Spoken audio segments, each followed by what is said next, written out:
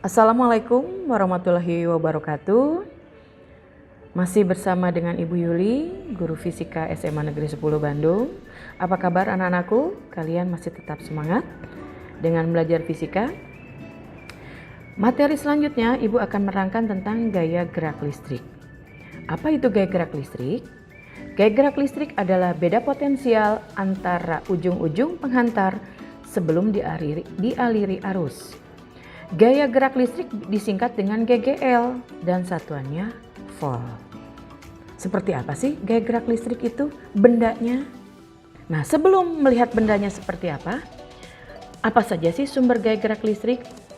Gaya gerak listrik bisa timbul dari perangkat yang mempunyai kutub negatif dan kutub positif. Nah, sudah ada kutub negatif, sudah ada kutub positif yang terpisah. Sudah terbayang ya, apa itu bendanya? Dua kutub ini dinamakan terminal. Bukan terminal Cicahem, terminal lebih panjang, bukan ya. Nah, kemudian sumber gaya gerak listrik ini mempunyai muatan listrik positif, bakal berkumpul di terminal positif. Jadi kalau kita ibaratkan anak laki-laki ngumpulnya dengan anak laki-laki. Dan muatan listrik negatif bakal berkumpul di terminal negatif. Berarti begitu juga anak perempuan kumpulnya juga dengan anak perempuan.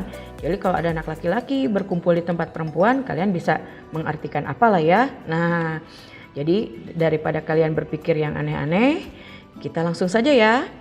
Terminal positif disebut dengan anoda menurut fisika, sementara terminal negatif disebut dengan katoda. Sudah terbayang alatnya seperti apa? Kita buka ya. Nah, ini apa ini?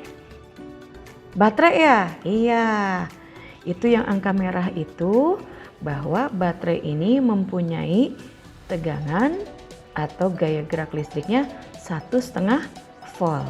Bisa nggak untuk menyalakan TV? Tidak bisa, karena TV itu sudah tertera di belakangnya itu minimal 60 volt. Jadi kalian harus sudah bisa melihat. Bagaimana? Bukan 60 volt, kadang-kadang 220 volt. Nah, wattnya yang 60 watt. Nanti kalian bisa lihat di TV ya, di belakang TV itu ada. Nah, contoh lain baterainya, kalian biasa menggunakan HP ya.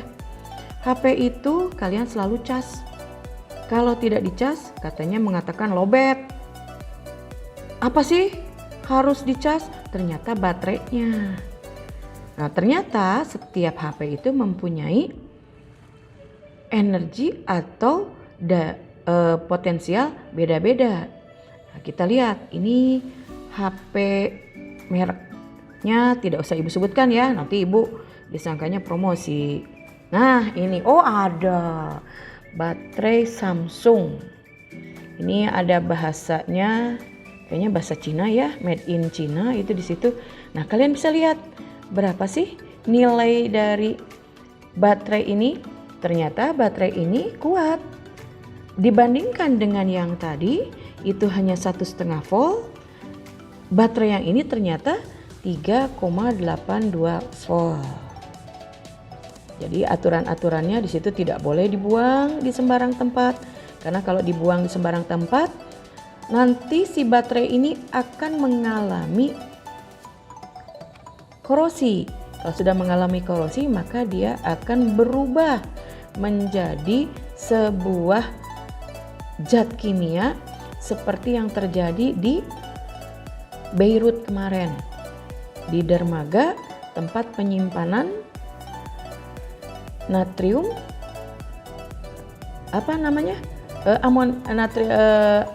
amonium ya, natrium amonium yang kemarin meledak. Maaf kalau Ibu salah ya, tapi kalian sudah lebih tahu ya. Nah, itu bisa dilihat. Ternyata kalau misalkan barang-barang seperti itu disimpan, dibuang di mana saja, itu akan mengakibatkan ledakan. Jadi hati-hati kalian kalau ingin menyimpan barang juga jangan sampai membuang di sembarang tempat. Dan di situ ada aturannya, tidak boleh dibuang di tempat sampah. Kalau misalkan dibuang di tempat sampah akan terjadi ledakan karena kepanasan. Karena suhu itu akan mempengaruhi kepada baterai tersebut.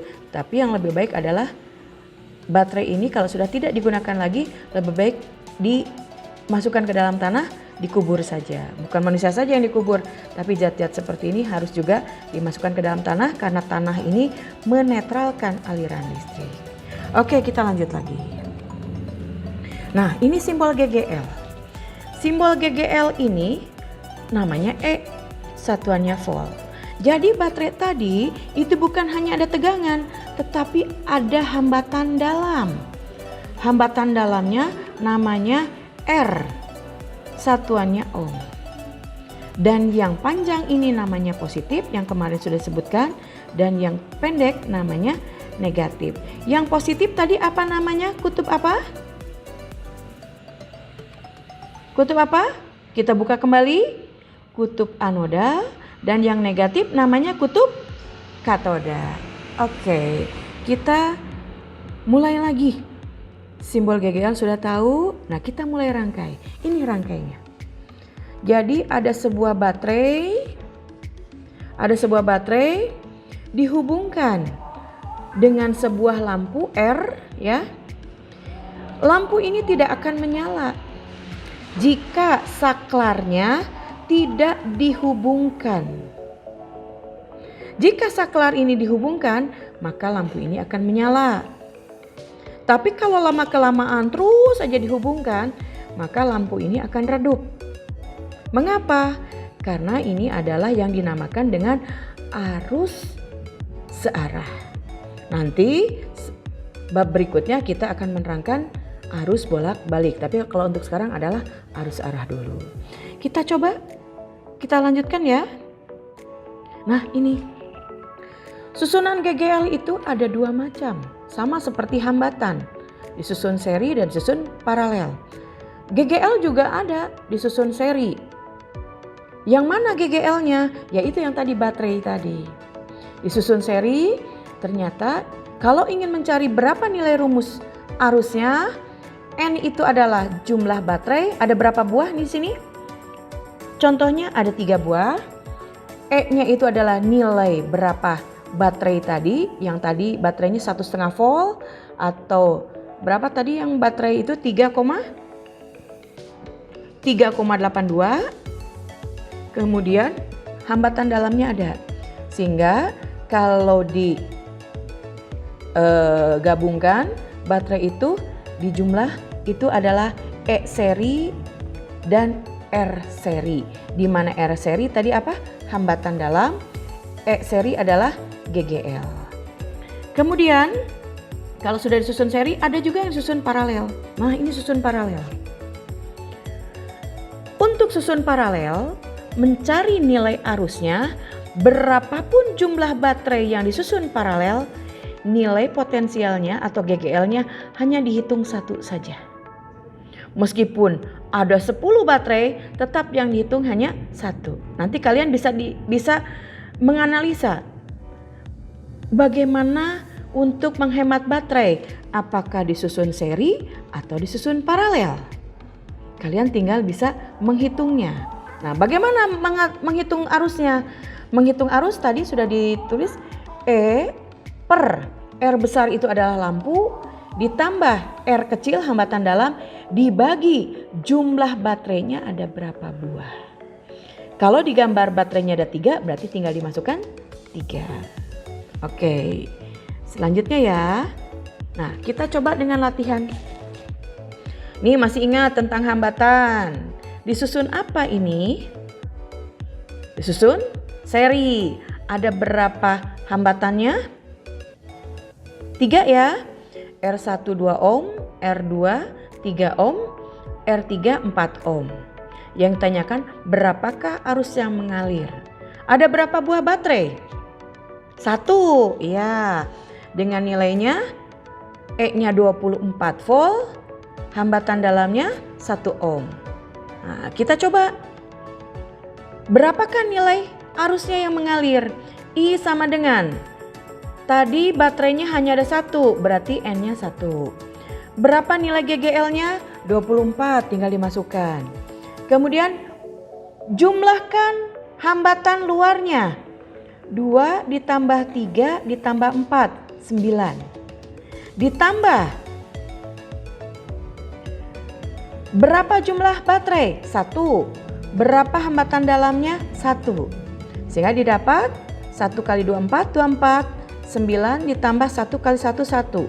10 jumlahnya. Jadi hasilnya adalah 2,4 ampere. Coba di rumah ya, betul atau tidak hasilnya? Kalau sudah betul, berarti kita lanjutkan ya. Nah, ini adalah soal baterai yang disusun 3 buah. Dari gambar di atas diketahui nilai GGL-nya E1, E2, E3 6 volt dan mempunyai hambatan dalam masing-masing 0,2 ohm. Dihubungkan dengan hambatan luar yang tadi hambatan luar yang lampu tadi 1,4 ohm. Tentukan arus yang mengalir. Sudah paham? Ada berapa buah baterainya? 3, betul. Hambatan dalamnya 3. Pakai rumus yang mana? I sama dengan N kali E dibagi R ditambah N kecil kali R kecil. Oke. Berapa hasilnya? Sudah ada yang bisa menjawab? Oke. Kalau sudah bisa menjawab, tulis di buku kalian, kemudian pelajari soal yang berikut. Ini ada baterai yang disusun 3 buah baterai. E1, E2, E3 6 volt. Mempunyai hambatan dalam masing-masing 0,6 ohm. Dihubungkan dengan hambatan luar 1,8 ohm. Tentukan arus yang mengalir. Tadi kalian sudah mempelajari kalau disusun seri, kalau susun paralel, berapapun jumlah baterai, E-nya tetap dihitung 1 buah. Maka arus yang mengalir I sama dengan E per R besar ditambah R kecil per N. N itu adalah jumlah baterai. Nah, Ibu tunggu. Sudah dapat berapa jawabannya? Kalau sudah dapat, tolong ditulis di buku kalian ya. Itu hasil pekerjaan kalian. Oke. Tetap semangat. Kita lanjutkan kembali ya. Nah, sekarang tegangan jepit. Apa sih tegangan jepit? Kalian pernah nggak menjemur baju? Atau menjemur untuk perempuan seperti ibu menggunakan kerudung? Kalau anginnya besar, kita selalu menggunakan jepitan baju ya, biar tidak terbawa angin. Nah, pada saat jepitan baju itu hanya mengenai ujung dan ujungnya biar tidak pergi, itu yang disebut dengan penjepit baju. Nah, di listrik juga ada yang namanya tegangan jepit. Jadi hanya ujung-ujungnya saja. Ujung satu dengan ujung kanan dan ujung kiri saja. Apa sih tegangan jepit? Tegangan jepit adalah perbedaan potensial antara kedua kutub berbeda atau ujung-ujung penghantar yang ada pada suatu sumber listrik setelah dialiri arus listrik atau terhubung pada sebuah rangkaian tertutup. Jadi kalau tidak terhubung dengan rangkaian atau tidak dialiri arus listrik, apakah akan terjadi tegangan jepit? Tidak ada. Jadi kalau begitu tegangan jepit akan terjadi jika berada dalam sebuah rangkaian listrik yang dialiri oleh arus listrik. Apa simbol dari tegangan jepit? Simbol tegangan jepit adalah V. Di mana V-nya ini bisa ditulis VJ, di mana J-nya itu kita simbolkan adalah tegangan jepit. Kalau dari gambar sebelah, tegangan jepitnya itu kalau kita ibaratkan R-nya itu adalah tadi kerudung yang ibu jemur, maka biar dia tidak ngapung, dijepit antara titik A dengan titik B. Maka di sini kita tulis VAB. Rumusnya ada